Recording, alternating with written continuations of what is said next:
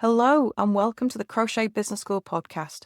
I'm your host, Kelly Thomas, and I'm going to help you to make your crochet dreams a reality stitch by stitch and show you how you can create a successful and profitable business using your crochet, keeping a flexible lifestyle so you don't have to sacrifice too much time with your family.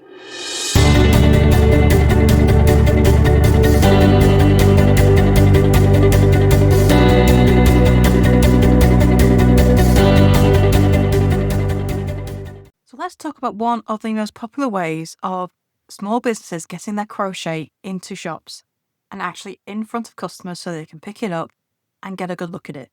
And that is rent a shelf. Rent a shelf is exactly what it says. You rent a shelf in a shop and you are responsible for keeping that shelf stocked and you can make sales. So these typically get advertised on social media. And typically they are gift shops that are looking for new ways, new items to bring into their stores to attract new customers.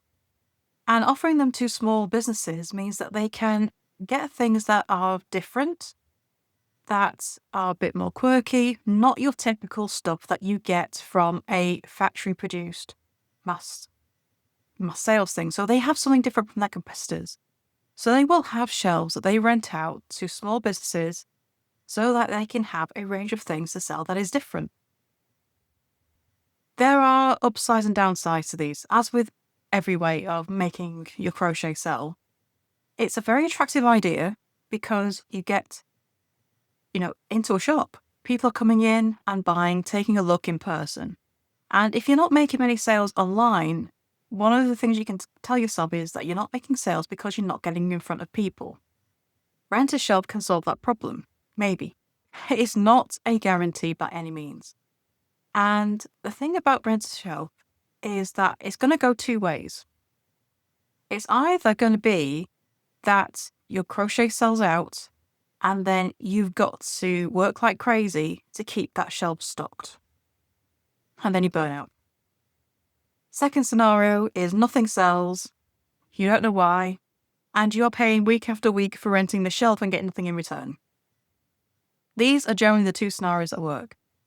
And I've done the second one. I've had a rent a shelf in the past, sold nothing, I got nothing in return. But I also know crocheters who've had the first scenario and they've ended up giving up their shelf because they couldn't keep up with the demand and keep it stocked. They had to give it up because they couldn't get enough stock in there. And, the shop owner doesn't want empty shelves. It makes it look like they don't have anything to sell. And part of the agreement is usually that you will keep it stocked. So if you can't keep up because it keeps selling out, you end up having to give up the shelf anyway. Am I saying that it will never work? No, there will be some people who fall into the nice in-between where they are selling and they are selling just enough that they can keep up with keeping it stocked. But the vast majority of crocheters, and this specifically for crochet, who are successfully having a rent shelf agreement without having one of these problems, they're in the minority, unfortunately. So renting a shelf, it feels cost effective because they can be like $20 to $30 a week, sometimes even a month, which feels really cost effective.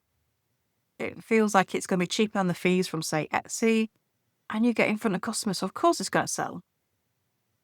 Not necessarily.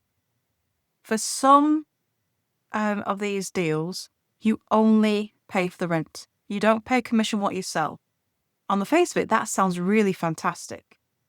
But the other side of it is, if the shop owner doesn't get any commission, what incentive do they have to show off your crochet and make sure it gets in front of customers?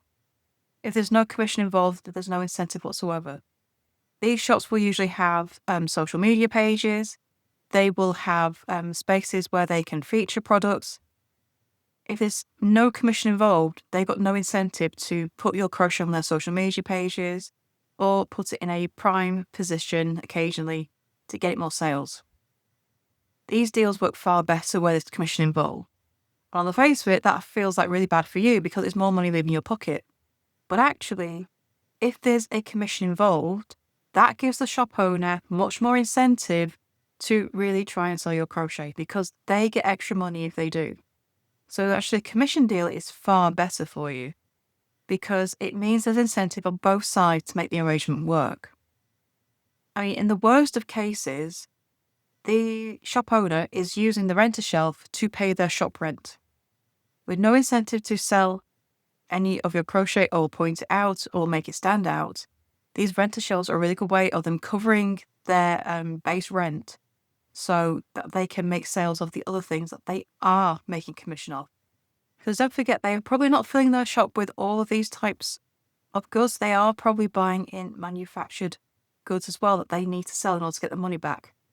They are far more incentivized to sell those first and prioritize those in getting them showing off in the shop window, on their social media to make those sales. So actually a commission deal, although it takes more money off your profits, you're more likely to make sales that way. But if you start making sales, are you in a position to keep that shelf stocked? It's a catch-22. If you're not successful, you'll basically throwing the money away on the rent. If you are successful, you're struggling to keep up and you could have a frustrated shop owner nudging you for more stock continuously and stuff that you just can't keep up with. It's a great thing to try out. If you've never tried it and want to know what it's like and you're determined to make selling what you make work, it is a great little offer, but you've got to make sure you get the right place. If you've got none of these shops nearby, some of them do accept postal orders, but it's very difficult to know if your shop's running out of stock and keeping on top of it. You are far better off finding a shop locally that you can pop into at least once a week so that you can see what's selling, what you need to replace, and keep an eye on it. The other thing that you're expected to do when you rent a shelf is advertise your shelf. Post it on your social media. Although it's probably not written into the contract and you will sign a contract for these things, what's not written into the contract is the sharing, but it's kind of expected as a quid pro quo. Can't get that out of my mouth. Because if you want your crochet advertised in the shop so people can go see it, it makes sense that you've got to put it on your own social media, and the shop owner kind of expects it because, they want to make sales as much as you do, and the more promotion you give it, the more sales you're likely to make. So you've got to advertise this as well. You've got to tell people on your socials and in your newsletters where it is they can find your crochet for sale in person, where they can go and shop. So there is work that goes into this. It's not a case of stock a shelf, walk away, forget it for a while. You do need to keep on top of it because, the shop owners don't want empty shelves. They don't even want half empty shelves. They want to keep it fully stocked so that they look like a really thriving business when people walk in. Because empty shelves does not brew confidence that this is a successful business. So they want their shelves looking fully stocked. And it may take a while before you work out what is going to sell well in these types of shops. When you're selling online, you get a whole range of people from all walks of life, from all parts of the country, from all over the place. But when it's a shop, you've got to work out what the local people want, what they're looking for. And that can really vary across the country and what type of town or city environment and what kind of people live in that vicinity. So it can take a little time for these things to work as well, and you may have to chop and change stock just to see what may take off. So can you do this long term? Is this a short-term gap because you want to try it? If it's part of the long-term strategy, how are you going to keep up with stocking that shelf and keeping the prices coming in? You can make a living from your crochet. It is absolutely possible. It's just not necessarily made from selling what you make.